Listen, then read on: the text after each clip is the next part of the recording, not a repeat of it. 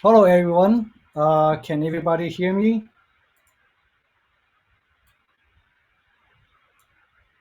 Okay, good. So how are you guys doing today? Notice first thing first. Notice on this UI, there are left and right panels to this screen. You can collapse them to see a bigger screen. Yeah. Other than that, we can get started. How you doing, everyone? I'm Rick, your speaker for today's webinar. This is streaming from the Bay Area right now. We are living in Mars because of the wildfire. Um, okay, but today we're going to do hi, uh, quick tutorial on step-to-step on quick start programming application to run video chat using the Agora SDK. So I hope everyone already have the Unity editor set up and got the some hands-on experience. Well, one thing, because of the release date for the new SDK has been pushed a little bit, we're going to use a pre-release copy of the Agora Video SDK for today's session. So, the principle is the same, but if you already downloaded the asset from the asset store, you can just remove that, and then we're going to import the new SDK. When the first video started, you will see a link there, and you can download the SDK from the online drive. All right, let's get started.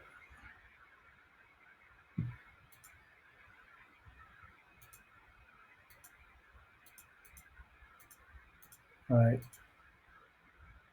Yeah, the video will be loaded in like 10 seconds after this, so please be patient. We start with Unity Hub to create a new project called Test Agora Video. While the project is spawning up, we're going to go to a browser and enter the link to download our latest SDK.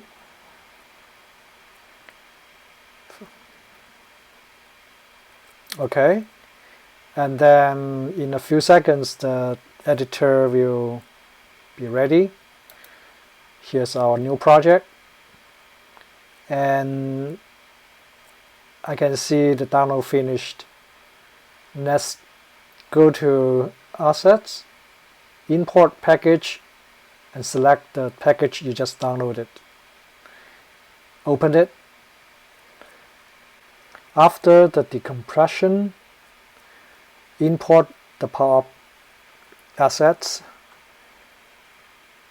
This will include scripts and plugins for the Agora Video SDK. And you will see everything in the Agora engine folder.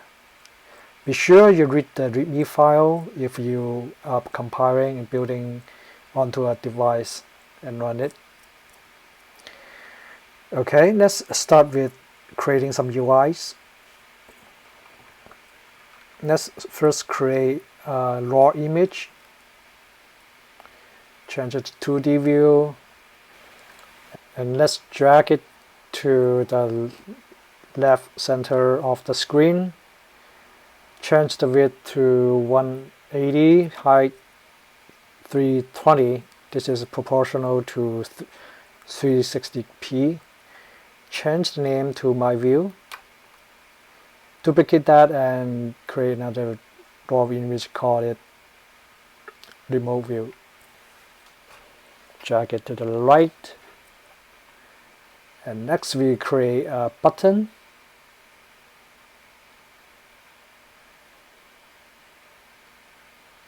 Let's move it. Change the width and height to make it look better.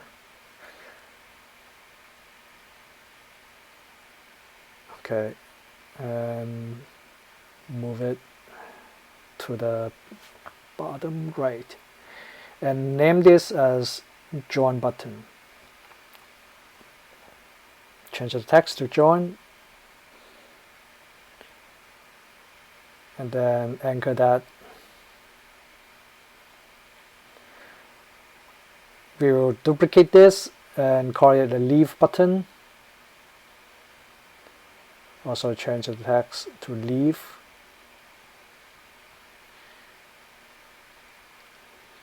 Drag and position it above the join button.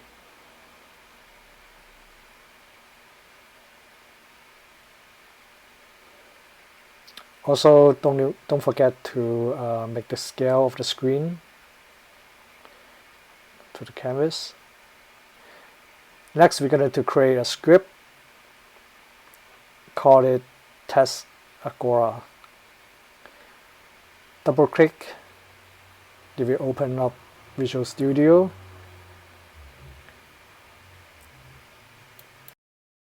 So that's the first introduction part to set up the UI. Just wondering, are you guys able to follow, or is it just too fast? I assume this would be a piece of cake for you guys. Um, so any issues? No? Just two raw image and two buttons, and that's all you need for the quick start application. Nothing complicated. Okay, so if nothing else, we can start the next coming in. The next one will take a little bit longer. It will be like 8 minutes long. Now we are ready to do some coding. Follow the link to go to the GitHub Gist. Change the view to raw and then select everything. Copy and then bring up Visual Studio and paste it into it. Paste it into the class Test Agora as the body. You can see some red lines there. We're going to import the library. Remove the unused ones and then import Agora Gaming RTC. And you can see the reds are gone. Now we're going to implement the functions that we previously declared. First is the setup UI function. As we can see, we're going to call it from awake. We will find the object myView using GameObjectFind. We're going to attach a component called Video Service that comes from the Agora SDK. Next, we're going to find the buttons. Start with the leave button. And then we get the component button, which is get it from Unity Engine UI, and then assign the join method to the listener for the on-click action. We're going to copy and paste for the join button. Then we return the above for the leave function actually. Okay, we are set for the UI, and now we set up the Agora functions. Just uncomment it and copy and paste the function name. And then we're going to, first thing we're going to do is to create the engine by using the app ID. And then we do the user join event assigned to the method we defined below. And then we do the offline for on user offline, and then for the symmetrically join channel success with the join channel success handler. And for the leaf channel, we also assign the onLeaf channel handler. And comment this. And we are done for the setup functions.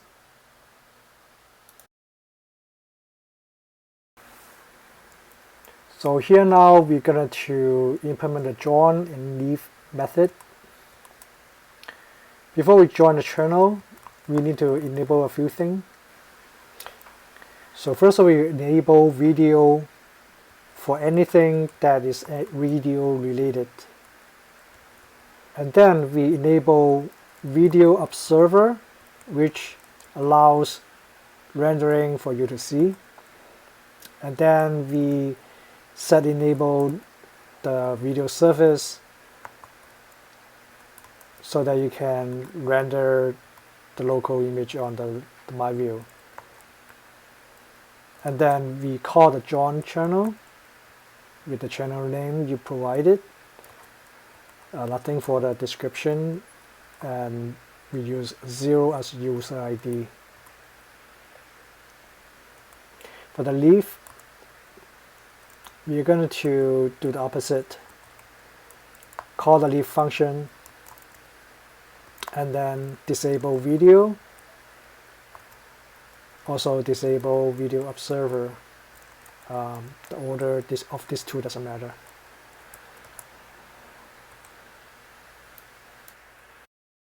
Next, we're going to implement the event handler callbacks, starting with the onJoin channel success handler. There's nothing particular we want to do here, so we just gonna to print out a log message to the console that what the channel name is and what the UID the server assigned to the local user.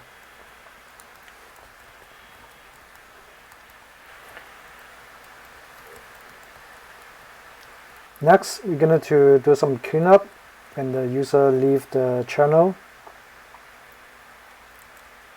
So we set enable false on the video surface so that we don't render anything on that frame anymore.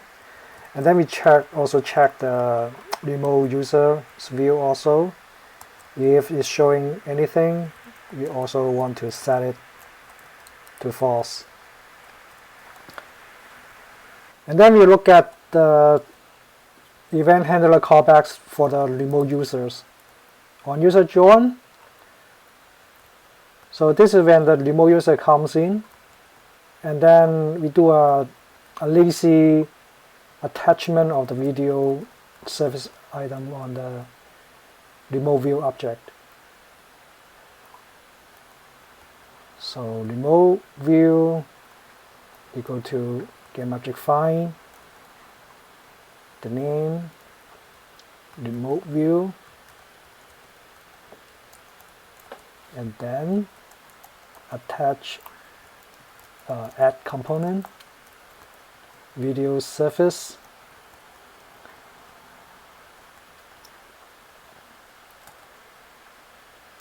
okay.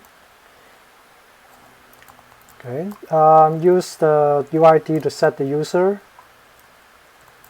so that the stream from this user can render on the remote image.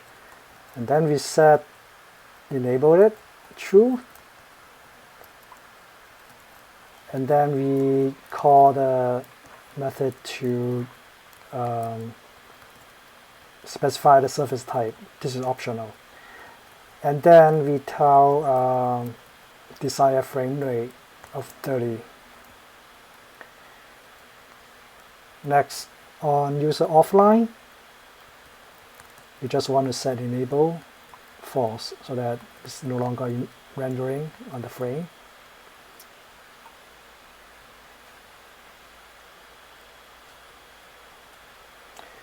Last but not the least, we need to do some cleanup when you exit the app. Make sure you still have an instance of the Agora RTC engine, and then call the disjoy function, and then assign the instance to null.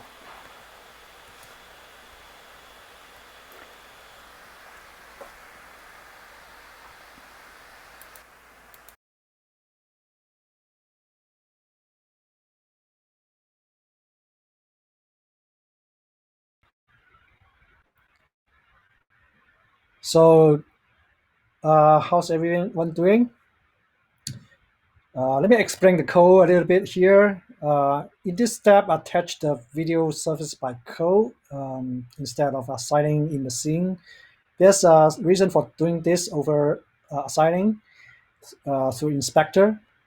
It is a good practice and to add the component from non-standard Unity built-in SDK, like our SDK. Since the SDK can be updated and then the grid for that script can be changed. So when you do that, when you do the upgrading, you might lose the link to the script, and then in your prefab or in your scene, you may result in the missing script error, and then you will have to find out what's going on the hard way. So my solution is to attach opponents by script whenever I can.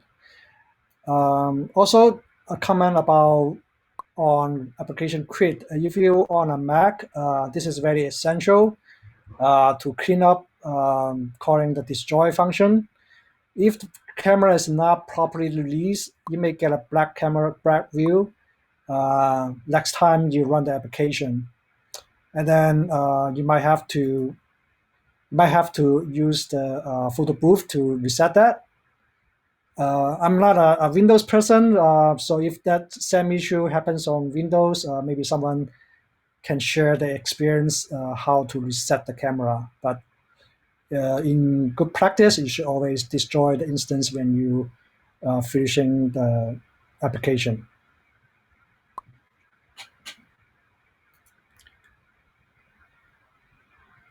Okay. Since I don't see any questions about this part, I'm going to start part 3 real quick. So this one will be only close to 3 minutes, and it'll be coming in soon. We are now going to make use of the controller script that we just created. Create a new game object and call it game controller. Go to the location of the script, drag and drop it there. Go to Agora IO, log in to your account, and then go to project management. Copy the app ID from the project you just created, and then enter your channel ID. Hit play, and then we go to hit join.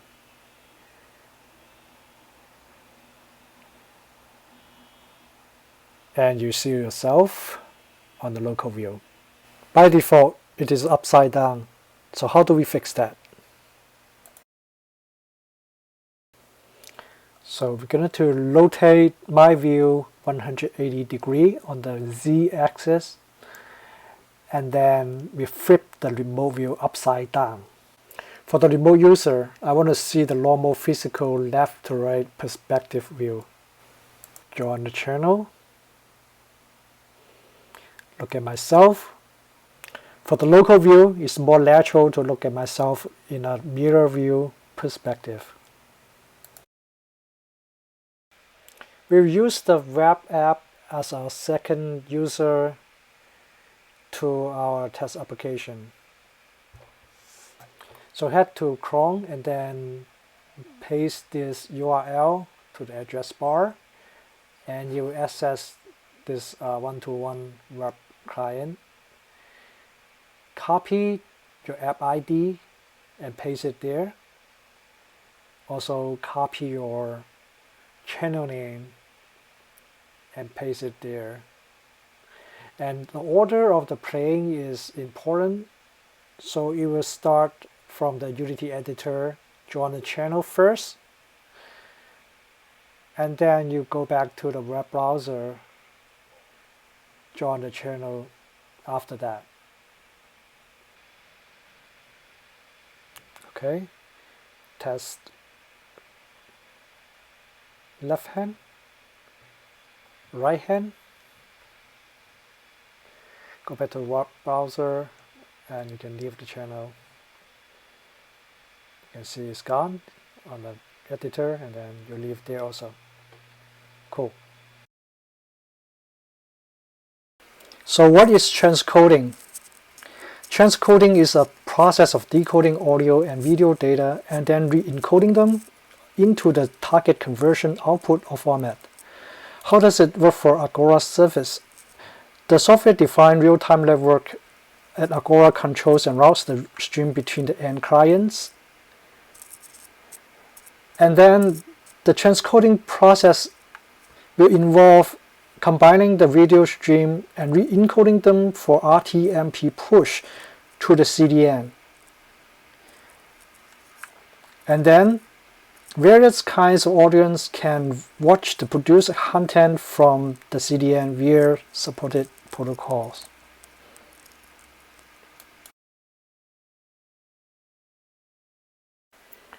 There's one more step. Go back to your account console. Under the product and usage, select your project, and then under the Rtmp Converter duration, enable the Rtmp Converter feature, and then apply this change.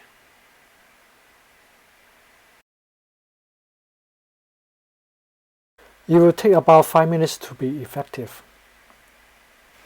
Next, go back to our project. Here's an overview of what we are going to do next. Basically 6 steps: setting up UI, setting up code, and callback functions. So let's go back into the scene, duplicate a button. I take the leave button and then change the name to start button. Also, we change the text from leave to start. Save, and then open up the controller code again. We're going to declare the button here this time. We're not going to do the game object find, and have an attribute of serialized field so that we can just assign the actual game object from our scene. So let's finish the coding here first. Start button, on-click listener to some kind of method.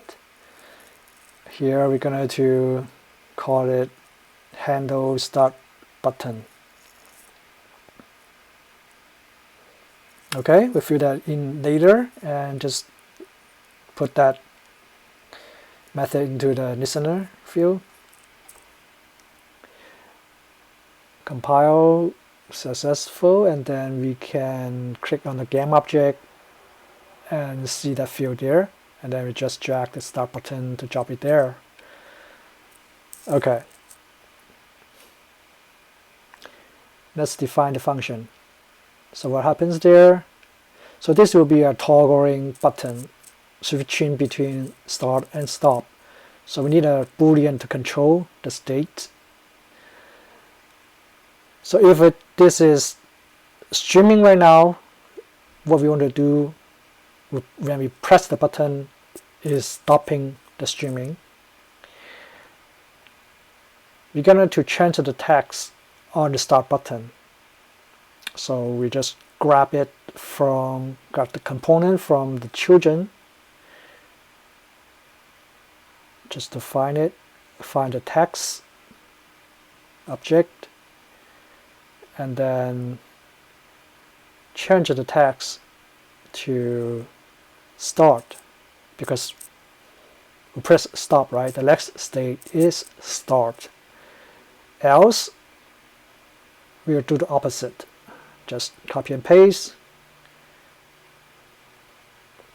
and then change the name from start to stop. Save. Let's do a quick test. Play. Okay, click on it. Start. Click again. Oops, something is not right. I forgot something. So yeah, we need to flip the boolean. So just assign a negation of its value there, and test it again. Start, stop, start, stop. Good. Okay. Next, we're going to define several constants and variables for the use of transcoding.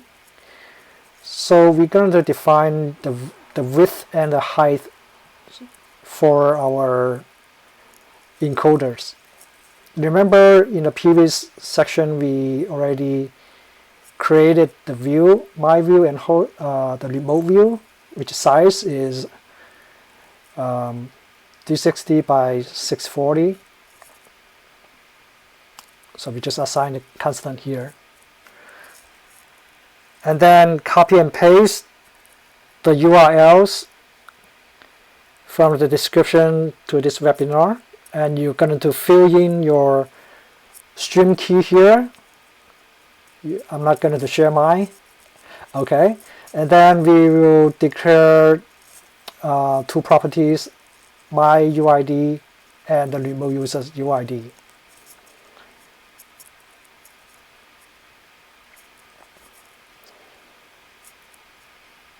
Okay, let's proceed to the bottom and take a look again. Okay, actually we need to set up the callbacks as our plan. Let's do the configuration assignment first. So actually this step is optional, but it's always a good practice to assign your parameters for the encoder if you want to control the quality of your video stream. So this does not just apply to our transcoding example here. For any project you may want to do this to guarantee a better quality of your video stream. So here I'm just doing a sample. I assign the dimension to what we have here and assign the frame rate to 24. That's something I'm going to use later also. So I just match that here first. Okay, let's just format this piece of code a little bit. Okay, yeah. And then let me show you another piece of parameter you can set. The mirror mode flips the image horizontally. So if you want a perspective on your other side differently, you can set this option. But for our project here, we are just going to comment it out. So next step is just to set the configuration, calling the set video encoder configuration function.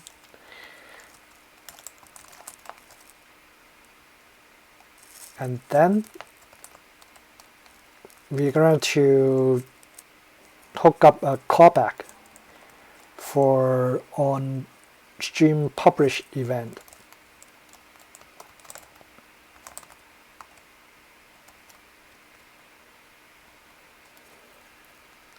If you're not sure about the function signature, you can just look at the definition. Okay, just click there and then yeah, copy that signature and then paste it as your function declaration. Okay, and we just change the name to this exact name it is.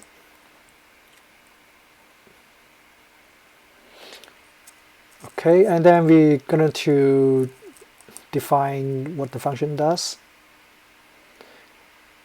We just want to print out what's going on here.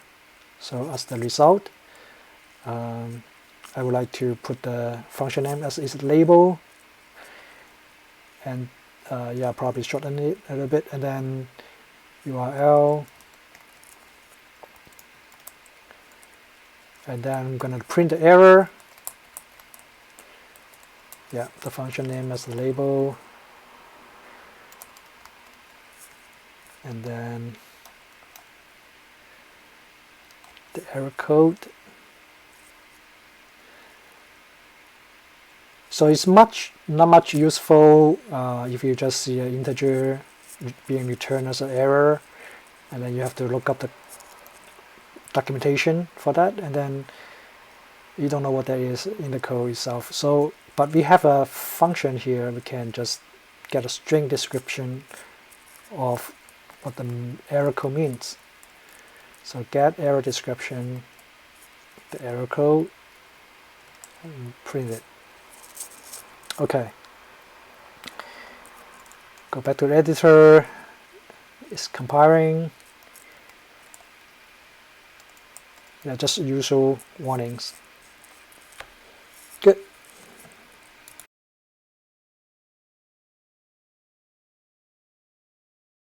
So, is everyone able to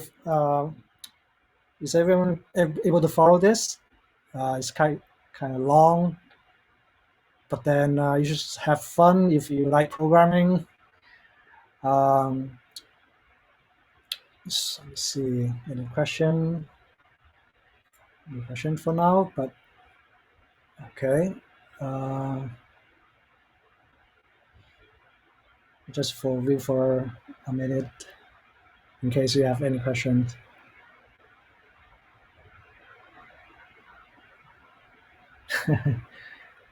Unity is the new file.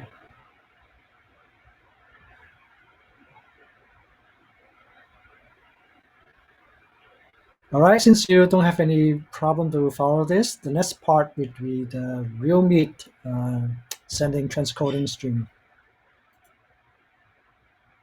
Let me try to start that.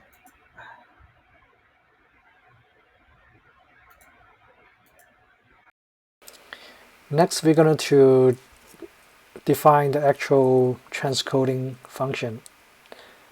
Start transcoding.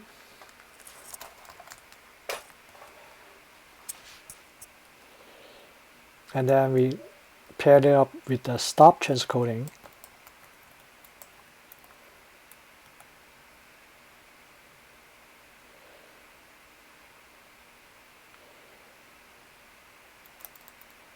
So here is an important structure we need to set up.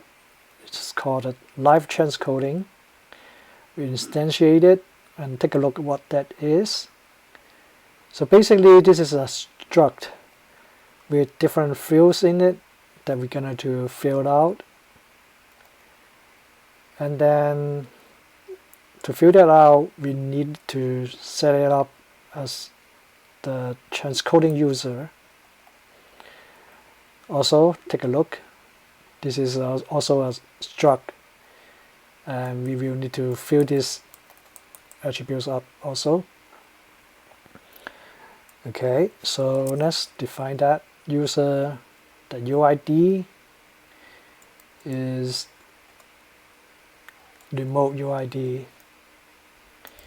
User X, that's the position on the output video frame. I'm just going to put it to the left.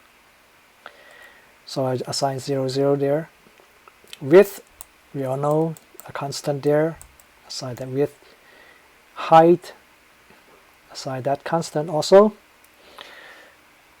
And next will be audio channel, just assign 0, and then alpha, assign it to 1. So this is very important. If you don't assign this, it's assumed to be 0 and you will see nothing on the output. Okay, I'm going to create another transcoding user that is myself. So this is a new instance. Actually, you know what? Because transcoding user is a struct, I can just copy it from user. And then I will just change the UID only and the position of X. So this is to the right of the output image. So I assign the width as is offset. So we got two users here defined. We're going to fill in the live transcoding struct. So first we assign these two users into transcoding user, which is an array. We just create an array and put the values there. And then the struct is not too smart, so you need to tell how many users there. So you just assign 2 here. And then the width, of course, is double the width of the single user's view. And then the height is just the regular height.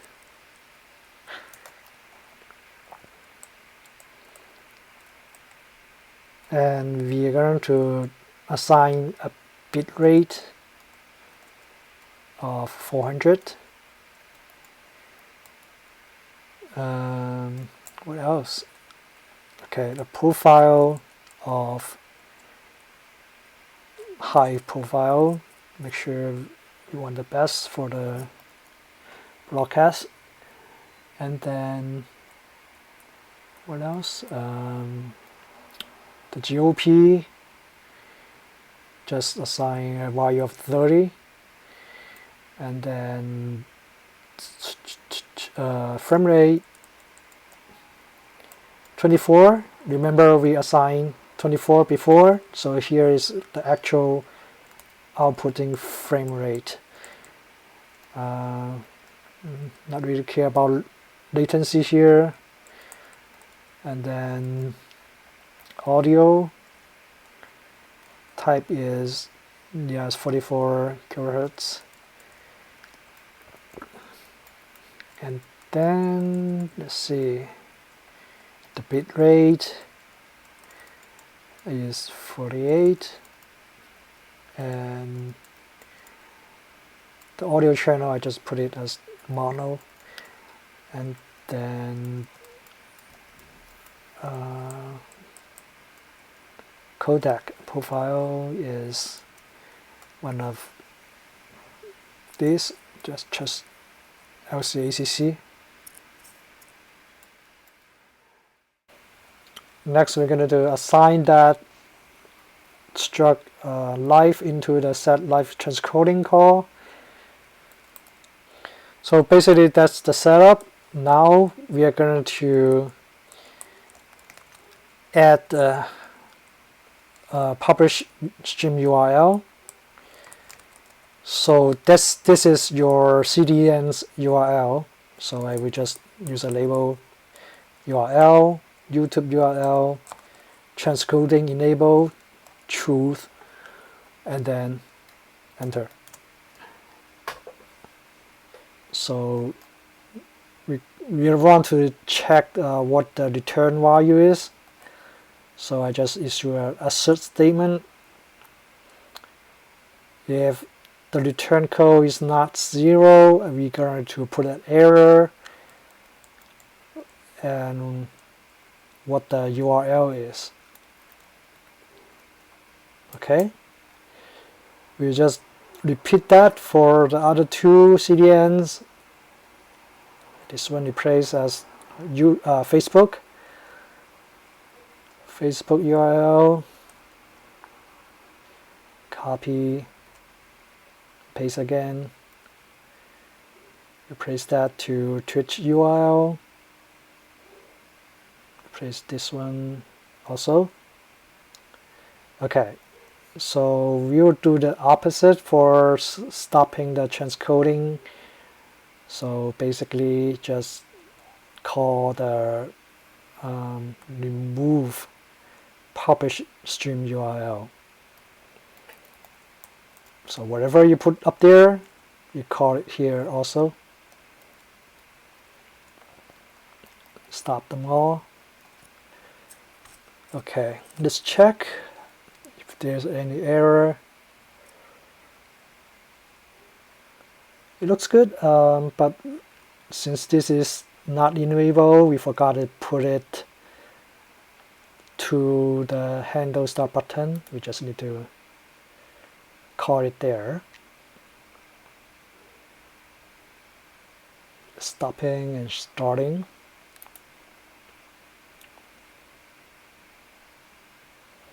Also, one other thing is we need to assign the user's UID, the remote user's UID when the user join.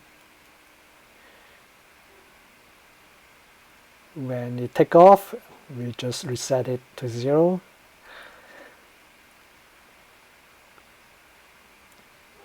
Okay, and then don't forget my UID during my join channel success. Just assign that.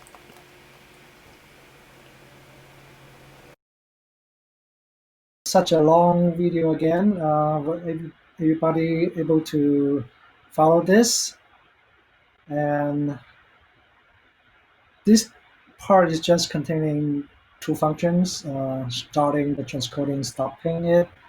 The important thing is to fill out the struct precisely for what you want, and try not to miss anything, because in C#, the struct default value is not what you expect sometimes. So if you take the alpha value, for example, if you don't set it correctly, what you get at the end will be just a black screen, or even the CDN will detect this and not even to start the streaming. Okay. Any other questions?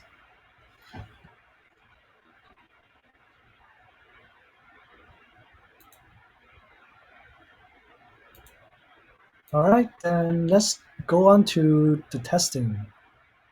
You'll be up soon. Now let's do some tests. Make sure your stream key is set to those URLs of your CDN. I just paste mine there. And then here are the steps we already taken. We can check them off. All right. Now start playing. Let me start my mobile client. Okay. Join. That's the remote user and local user on the left. Start transcoding. No error, no error, no error. Looks good.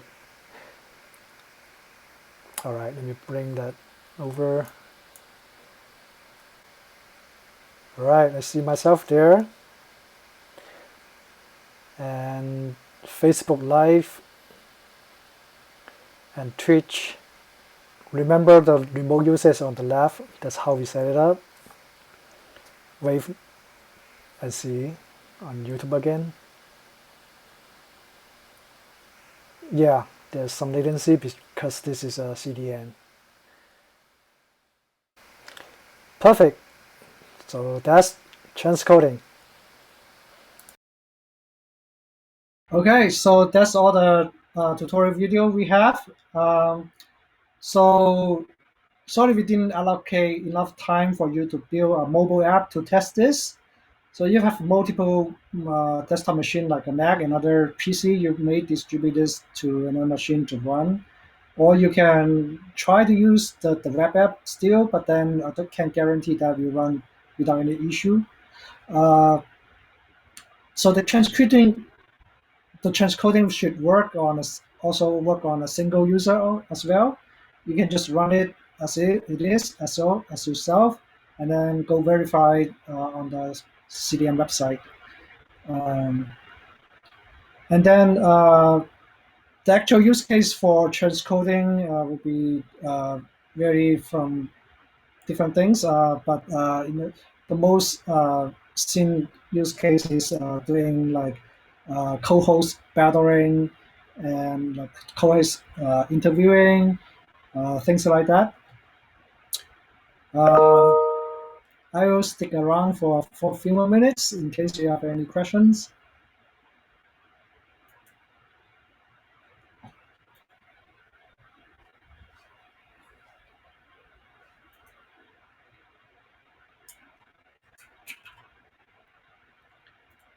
And let me share with you my GitHub repo of a advanced demo application. This contains this application and some other application like screen sharing and stream injection. You may take a look after you get familiar with the SDK and then try to explore these advanced features.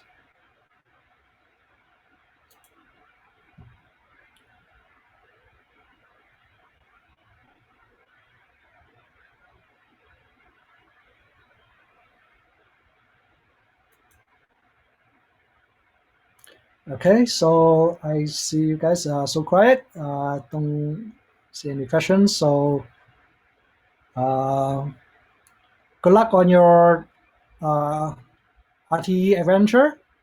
Thank you, everyone, and have a good day.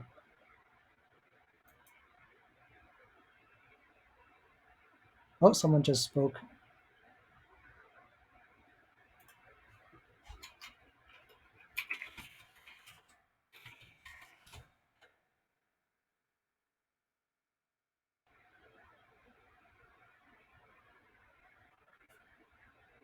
Bye bye.